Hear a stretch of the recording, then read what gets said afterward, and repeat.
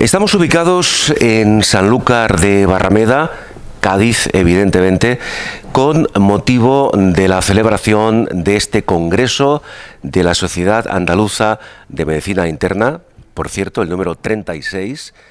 Han pasado ya prácticamente 2 años, yo diría que incluso algunos meses más, desde la lamentable llegada del COVID a nuestras vidas, y este suceso, este acontecimiento, está claro que ha provocado numerosas suspensiones, aplazamientos de diferentes actividades, tanto a nivel clínico como a nivel científico, actividades presenciales. Pero ahora ya es el momento, confiamos en ello, de volver a recuperar la normalidad, de recuperar los intercambios presenciales, de volver a comunicar experiencias acumuladas. Este congreso precisamente está orientado a compartir experiencias. No hay que olvidar que durante esta fase de pandemia los médicos internistas han tenido una implicación directa y eficaz. De todas formas, como ya se ha visto estos días, el tema del COVID no queda fuera del contexto, no queda fuera de los contenidos de este congreso, y evidentemente se están desarrollando debates sobre el mismo. Sea como fuere, el programa de este congreso, el programa que da forma y contenido a este congreso, es un programa intenso, es un programa variado con temas de máximo interés. Vamos a hablar de algunos de esos contenidos y vamos a abordar temáticas realmente interesantes, en concreto en una de las mesas redondas que se han celebrado precisamente en el transcurso de este congreso. Saludamos al doctor Alejandro López Suárez. Doctor, encantado de saludarle, muchas gracias. Muchas gracias, buenas tardes. El doctor Alejandro López Suárez es especialista en medicina interna precisamente del Hospital Virgen del Camino aquí en Sanlúcar de Barrameda, y además es miembro del comité organizador de este congreso, y por si esto no fuese suficiente, es el moderador de una mesa que se refiere a los contenidos orales al congreso, de la que luego hablaremos. Pero en todo caso, doctor López Suárez, usted lleva, igual que yo, un par de días, ¿no?, inmerso en los contenidos de este congreso. Hasta ahora, ¿qué percepción tiene usted de lo que se está celebrando, de los acontecimientos dentro del congreso? Pues estamos muy satisfechos con la asistencia de congresistas, de médicos internistas y residentes de toda Andalucía. Tenemos la impresión de que están satisfechos con el contenido, con la variedad de temas que se están tratando. Pues por lo tanto el comité de organización, pues estamos contentos por ello. Claro, dígame una cosa, doctor López Suárez, ¿usted había participado en anteriores congresos de la SADEMI? Sí, he asistido tanto como asistente como ponente en algunas ocasiones, sí. Correcto, y como yo apuntaba al principio, han sido 2 años de impasse, de espera, en este momento del reencuentro con sus colegas, y precisamente aquí en Sanlúcar de Barrameda. ¿Qué emociones se han reencontrado? ¿Cómo está usted compartiendo pues vivencias que han ocurrido, experiencias tanto a nivel científico como a nivel clínico, que han acontecido durante estos años y que ahora, pues con el reencuentro con los profesionales, ustedes comentan entre sí? Pues para nosotros ha supuesto un reto, precisamente por tratarse de un reencuentro después de 2 años en los que solamente hemos tenido contacto online, y no cabe duda de que no es totalmente diferente poder compartir nuestras experiencias de forma presencial y discutir los nuevos avances y de forma presencial a hacerlo online. Claro, evidentemente, como se dice coloquialmente, no hay color. No hay color. No hay color. Usted trabaja, como he dicho, en el Hospital Virgen del Camino aquí en Sanlúcar de Barrameda. Para que todos nos hagamos una pequeña idea, ¿de qué tipo de hospital estamos hablando? ¿Y cuál es la función del médico internista dentro del Hospital Virgen del Camino? Sí, nuestro hospital es un hospital comarcal en el que atendemos. El servicio de medicina interna atiende a una gran variedad de patologías, desde infecciones, enfermedades cardiovasculares, cáncer, y en los hospitales comarcales de pequeño tamaño el internista tiene un papel, una relevancia especial, precisamente porque tiene que dedicarse a la mayor parte de la patología médica. Claro. ¿En el hospital hay varios médicos internistas? Sí, sí, en nuestro hospital hay 7 internistas en este momento. ¿Hasta qué punto cree usted, no ya tan solo en el hospital, en general, Sí. a nivel de Andalucía, hasta qué punto cree usted que está reconocida la labor que hace el médico internista? Cada vez más porque cada vez la población es mayor y la población mayor tiene la característica de padecer múltiples enfermedades, de manera que es complejo para los enfermos estar en manos de numerosos especialistas simultáneamente. Claro. Y en ese sentido el papel del internista es importante para unificar criterios y para simplificar la atención de los pacientes. Correcto. Sobre todo a partir de ciertas edades, digamos que por ley de vida, hay enfermos crónicos que son enfermos, lo que se conoce coloquialmente, o mejor dicho, lo que se conoce clínicamente como enfermos pluripatológicos, ¿verdad? Sí. Ahí el papel del médico internista es básico, ¿no? Es fundamental.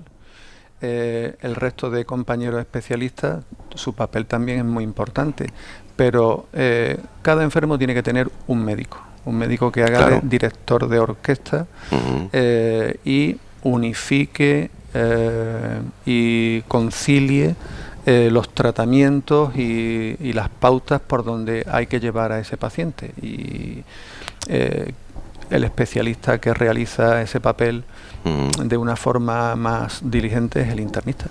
¿De qué modo, partiendo de la base en este caso, ya que hablamos del Hospital Virgen del Camino aquí en Sanlúcar de Barrameda, de qué modo se coordina la labor del médico internista con el resto de especialistas cuando se trata de abordar pues un diagnóstico o un tratamiento a determinado perfil de paciente? Sí, nosotros nos encargamos de prácticamente la totalidad de los enfermos hospitalizados, los enfermos agudos hospitalizados, y nos coordinamos con otros compañeros especialistas cuando tienen que intervenir otras especialidades para hacer su aportación desde el punto de vista diagnóstico o terapéutico. Por ejemplo, radiólogos, cardiólogos, neurólogos, pero en nuestro caso los enfermos hospitalizados los atendemos en el 100% de los casos, los enfermos médicos, el servicio de medicina interna. Claro, antes de hablar del tema del Congreso y de su función dentro del mismo, y para clarificar al máximo la figura del médico internista, ¿hay que diferenciar la función, pregunto, del médico internista de lo que se conoce popularmente como médico de familia? Sí, es diferente, tanto en formación como en funciones. El médico de familia es el médico de atención primaria, es el médico de cabecera, referente principal, el cuidador principal del paciente. Digamos que cada ciudadano tiene su médico de cabecera, que es el médico de familia, que es un especialista. Sí. En el hospital podríamos decir que el referente de cabecera es el internista. El internista es un especialista y su ámbito de actuación principal es el medio hospitalario. Claro. En otro también y en menor y con mucha menos relevancia en atención primaria. Claro, sea como fuere, precisamente por este perfil que usted comenta, la formación del médico internista es evidentemente una formación exhaustiva, ¿eh? Sí, lo es. Sí, sí. Y que debe actualizarse cada 2x3. Sí, o sea, ustedes no paran de actualizarse constantemente. Inevitable. Claro. Es una de las marcas, pero no solamente del internista, de todas las especialidades. Sí, sí. Quizá me lo plantea usted porque por el ámbito, el abanico de nuestras competencias, es un abanico amplio y nos obliga a estar actualizados de una forma... Claro, sí, de una forma exhaustiva. Precisamente lo comentaba en este sentido. A veces uno se pregunta cómo pueden ustedes ser capaces en el caso que comentábamos antes, de un enfermo pluripatológico, de intentar y conseguir en muchos casos, o en la mayoría de ellos, abarcar un diagnóstico global de ese paciente, Sí, bueno, que no es nada fácil. no es nada fácil. Es uno de los objetivos de la formación durante Claro. la etapa MIR, cuando el médico joven recién graduado realiza su especialidad. Uno de sus objetivos de formación precisamente es el atender cada vez con mayor eficacia a este tipo de pacientes a los que usted se refiere. Claro. Bien. Vamos a hablar de la mesa redonda en la cual usted ejerce como moderador. Sí.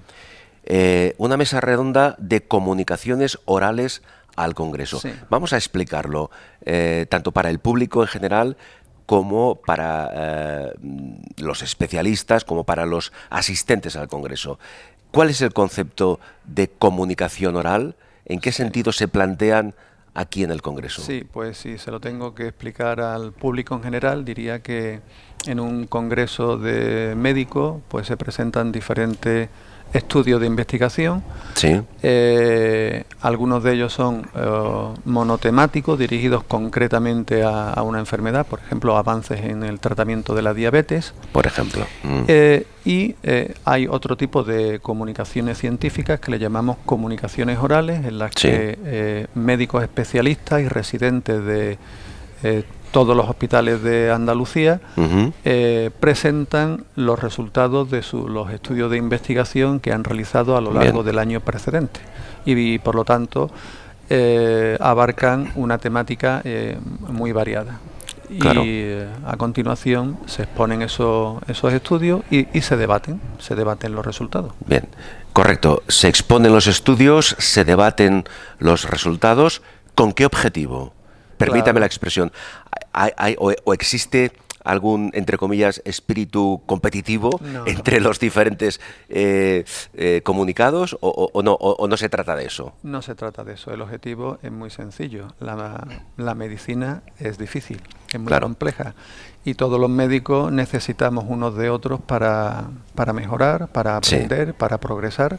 Dentro de un hospital, cada médico se apoya en sus compañeros. Se realizan sesiones clínicas para discutir casos complejos. Bien. Pues un congreso y, por ejemplo, una mesa redonda de comunicaciones orales se aprovecha para compartir casos, enfermedades especialmente complejas, con datos relevantes, de los cuales aprendemos unos hospitales de otros. Bien, doctor, dicho esto, me gustaría... Ha quedado claro el concepto de comunicaciones, el concepto de comunicaciones orales, cuál es el objetivo, el fin de las mismas. Y me gustaría, claro, no podemos hablar de todas ellas, pero sí me gustaría que usted destacara algunas que sean especialmente relevantes. Por ejemplo, usted ha hablado antes de la diabetes, que a veces está relacionada o no con otras patologías asociadas. Sí. En una de esas comunicaciones tengo entendido, doctor, que se ha abordado, que se ha tratado el tema de las novedades terapéuticas precisamente, no solo contra la diabetes, también ahí vamos a incluir la hipercolesterolemia. A grandes rasgos, ¿de qué tipo de novedades terapéuticas estamos hablando? Bien, estas comunicaciones orales, la mesa de comunicaciones orales, algunos hospitales han presentado los datos sobre cuán frecuente es la diabetes en la población donde ejercen su trabajo. Sí, en su zona de influencia, en su digamos. Zona de influencia, de manera que en estas poblaciones la diabetes son poblaciones que tienen una frecuencia de diabetes de las más altas de España. Y esto se traduce en una elevada incidencia de complicaciones cardiovasculares, como por ejemplo infarto de miocardio o por ejemplo ictus, y por lo tanto elevada mortalidad. Para intentar disminuir las complicaciones derivadas de estas enfermedades, pues se han debatido sobre novedades terapéuticas en el tratamiento de la hipercolesterolemia con diferentes fármacos y también se han discutido lo que puede aportar diferentes novedades terapéuticas para el tratamiento de la obesidad y de la diabetes, sobre todo en enfermos diabéticos obesos. Claro, permítame una pregunta. ¿La diabetes y la hipercolesterolemia Sí. tienen alguna relación entre sí? ¿Pueden ser Todas. patologías Sí. o son patologías asociadas en algunos casos? Sí, están asociadas. Raro es el diabético que no tiene elevada las cifras de colesterol Ujú, y raro es el diabético que no tiene elevada las cifras de triglicéridos. claro. Por lo tanto, hay enfermos con hipercolesterolemia que no son diabéticos, Sí. pero la mayoría de los diabéticos Bien. tienen problemas con los lípidos y con la presión arterial. También me gustaría, doctor, un breve comentario sobre una patología en la cual el médico internista tiene, en todas ellas evidentemente la tiene, pero quizá en este caso de una forma más preponderante. Hablamos de el amplio espectro de enfermedades cardiovasculares. Sí. Estamos de acuerdo, ¿no? ¿Cuál es la incidencia, por ejemplo, en Andalucía de este tipo de enfermedades cardiovasculares y hacia dónde se están orientando los trabajos de investigación? Muy alta. La incidencia de infarto de miocardio y de ictus, sobre todo en Andalucía occidental, Sí. Huelva, Sevilla y Cádiz, es de las más altas de Andalucía Sí. y entre las más altas de España. Y los esfuerzos se deben dirigir no solo a el tratamiento, porque el tratamiento se instaura una vez que ha ocurrido la enfermedad, Claro. sino que los esfuerzos debemos reforzar la prevención. Claro. Y para prevenir estas complicaciones hay que hacer unos cambios muy importantes en alimentación, en mejorar los hábitos saludables, en disminuir eliminar el consumo de tabaco, Sí. hacer ejercicio físico. Claro. Estilos de vida saludables. Estilo de vida saludable. Que Tenemos es una fácil asignatura. decirlo, pero no tan fácil llevarlo a la práctica. Y en Andalucía Claro. occidental, pues especialmente difícil. Sí. Por último, como he dicho antes, podríamos intentar abordar prácticamente la totalidad de las comunicaciones, el tiempo no nos lo permite, pero sí que quiero abordar el tema que antes ya lo hemos mencionado a vuela micrófono, el tema de la atención a los enfermos pluripatológicos. Sí. Cada vez tenemos mayores, por suerte, expectativas de vida, pero se trata, doctor, de añadir vida a los años, ¿verdad? Cierto. Y además hacerlo con la mejor calidad de vida posible. Claro, llegamos a ciertas edades y nos convertimos en enfermos pluripatológicos. ¿Qué se puede hacer? ¿Cómo trabaja en este sentido el médico internista? Pues antes lo mencionaba, le pongo un ejemplo, un enfermo de 85 años que Sí. sea diabético, Sí. que como consecuencia de la diabetes tenga insuficiencia renal, que tiene problemas circulatorios en las extremidades, es hipertenso, Claro. y tiene anemia, y no le aburro diciéndole, no es infrecuente. No, pero esto es el día a día, quiero esto es decir, el día a día. no estamos exagerando. Si este paciente tiene que ir al especialista correspondiente de cada una de las alteraciones que le he mencionado, pues cada día de la semana tiene que estar en el hospital Claro. en un especialista. Por lo tanto, el médico de cabecera en el hospital del enfermo pluripatológico es el internista. Es el médico internista, Y evidentemente. el internista se coordina y se debe coordinar con el resto de compañeros especialistas cuando tienen que intervenir para solucionar Sí. un problema puntual del enfermo mayor pluripatológico, mayor o joven, Claro. pluripatológico. Claro. Doctor López Suárez, yo quiero agradecerle el tiempo que nos ha dedicado. Me gustaría, para concluir esta entrevista, que hiciera usted una valoración final, según su criterio, de lo que aporta al médico internista la celebración de congresos como este. ¿Qué beneficios se obtiene? ¿Cómo sale usted, en este caso a nivel personal, como profesional, cómo sale usted beneficiado de haber participado en un congreso como este? Un congreso como este aporta conocimiento y sobre todo motivación. Motivación para redirigir las líneas de investigación las modestas líneas de investigación que ya tenemos iniciadas en nuestros hospitales, pues Sí. la interactuación con nuestros compañeros mejora y nos proporciona una motivación adicional para continuar. Muchas gracias de nuevo, doctor. El doctor Alejandro López Suárez es especialista en medicina interna del Hospital Virgen del Camino, aquí en Sanlúcar de Barrameda, Cádiz, miembro del comité organizador precisamente de este congreso y, como hemos comentado, moderador de la mesa de comunicaciones orales al Congreso.